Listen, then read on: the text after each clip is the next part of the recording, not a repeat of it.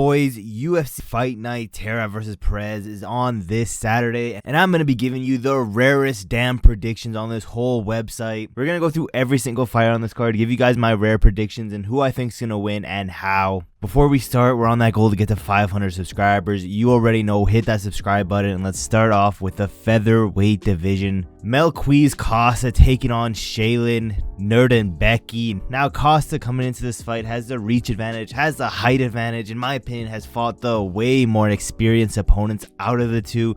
Both of these guys are coming off a loss. Shayilan Nuerdanbieke has honestly quite a bit of KO power, but it does seem like this boy gasses out after the first round. So best believe if Costa can get past the first round, we're going to see a complete shift in the fight. Costa's going to start taking over way more. And Nuerdanbieke, this boy leaves his body open too much. He's open to those body shots. Costa, on the other hand, has been KO'd twice in his career, so it's not a good look coming into this fight against a KO artist who has a ton of KO power, but he's a way more well-rounded fighter. Has a lot more tools in his arsenal. He has kicks, elbows.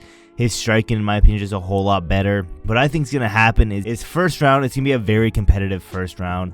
But towards the end of that first round, he's going to find the body shot here and there. He's going to be landing that body shot over and over again in the ending round of number 1. Then going into round 2, still going to be mixing things up, but he's going to hurt Nuerdanbieke into the body, get a TKO win, ground and pound from there. Let's keep moving on. Women's strawweight division. Josefine taking on Julia. Now, Josefine 7-0, the better technical striker. Julia, on the other hand, has that reach advantage. She's never been finished. She has 100% takedown defense. She's currently on a 4-fight winning streak. She has good takedowns, good wrestling, but she's making her UFC debut. Josefine, like I said, 7-0. Better technical striker, has 100% takedown defense. So this is going to be either Josephine's going to keep that 100% takedown defense and stuff all of Julia's takedowns, or Julia's going to get that takedown. But to be honest, we don't really know how good Josephine's takedown defense is. Even though, yes, she has 100% takedown defense, but her opponents weren't that great. But at the end of the day, she's UFC. She's been in the UFC. I'm going to have the experience level of Josephine gain that decision win over Julia. But this fight is a whole mess. It's like a coin flip. At the end of the day, it's women's MMA, so who really knows? Let's keep moving over, though. Featherweight division. We have Jeka Saragih taking on Wilson. Now, Jeka, in my opinion, the more durable fighter, the stronger fighter. He does have, in my opinion, though, big advantage on the feet. Wilson, on the other hand, huge height and reach advantage, but this boy's chin has been quite terrible as of recently. In his last, I think it was his last fight, he was getting dropped over and over and over again. There is definitely a path where Wilson can get this done. If he takes down Jeka, I think he could get it done. But at the end of the day, 64% of Jeka's wins do come from KO. I'm seeing probably like a mid-round 2 KO win for Jeka. Let's keep moving on, though. Another women's fight, flyweight division. Carli Judice taking on Gabriella Fernandes. Carli making her UFC debut after coming off Dana White's Contender Series. Now, you're probably thinking, okay, she's coming off the Contender Series. She's making her debut. She obviously won that fight, right?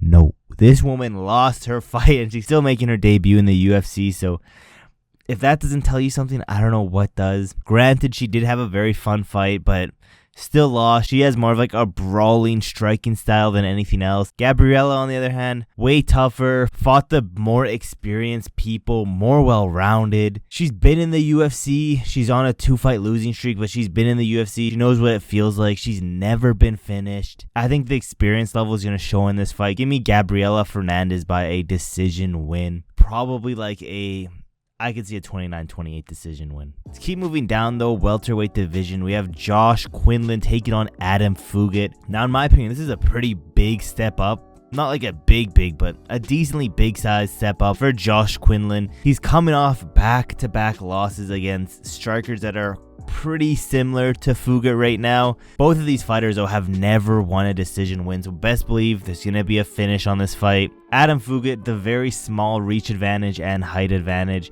Huge step down in competition. Same thing with a Josh Quinlan. He has a step up. In my opinion, Fugitt stepped down. He's going to be the slower guy. He won't have enough power, in my opinion, to put away Josh Quinlan. You know, he's getting a little bit older, but He's fought the harder fights, more experience. I think the path for victory for Adam Fugitt, it's not going to be by KO. I think it's going to be by a submission. He gets 3.43 takedowns per 15 minutes with a 33% takedown accuracy, not the greatest. Josh Quinlan, 60% takedown defense. So I think, there is a path for victory. If Adam Fugitt can get it to the ground, I think he can get a submission win here. I'm picking Adam Fugitt by a pretty late, mid-late, not super late, but mid-late round 2 submission. Let's keep moving on. Flyweight division, Jimmy Flick versus Nate Maness. Now, Jimmy Flick, man's been KO'd a bunch of times, but he's improving his ground game.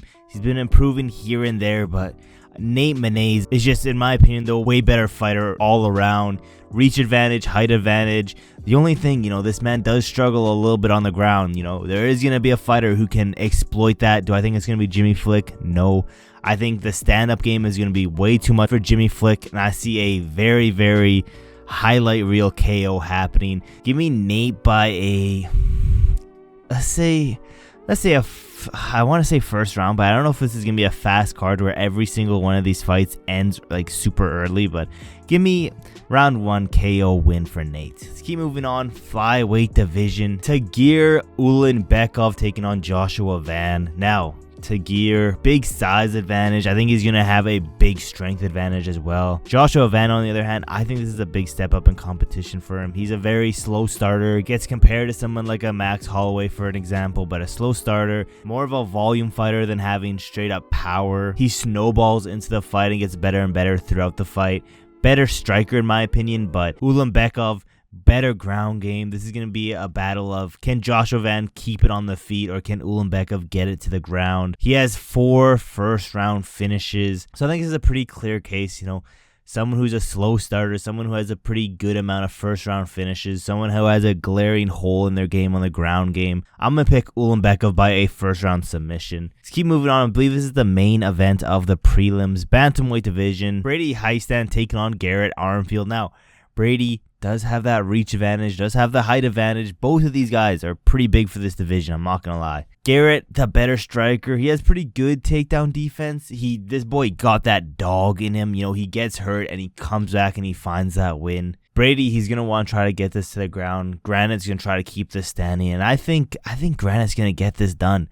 I think round 1, Brady's going to hurt him bad. He's going to control him on the ground, some nasty ground and pound. But coming into round 2, Garrett's going to pull that dog out of him and get a second round KO win. Give me Granite Armfield by second round KO. Let's move into the main card. I'm not going to lie, it seems like a way more enjoyable card than last week's. Last week's card wasn't that good. Hopefully there's no terrible refereeing in this, but let's keep moving on. Flyweight division, Assu Almabayev taking on Jose Johnson. Now, Johnson, a huge height and reach advantage, but this boy can't help himself but to be taken down every single one of his fights. Assu, on the other hand, a very good wrestler, has good takedowns, good chain wrestling, kind of like a wet blanket type of fighting sometimes, not all the time, but sometimes he can have that wet blanket approach. And at first I was thinking Assu by a pretty boring decision win. I could definitely still see that happening. However, this boy Johnson has a huge height and reach advantage, so he's going to have some long ass limbs, and I think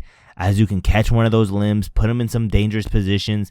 I'm seeing a submission win here. I'm gonna say round 3 submission win for Assu, or a boring decision. One of the two is gonna happen. Keep moving down to the bantamweight division. We have Douglas Silva taking on Miles Johnson. Douglas Silva, in my opinion, the way faster fighter. Miles Johnson, just a very, very sloppy fighter. He throws at the hip a lot.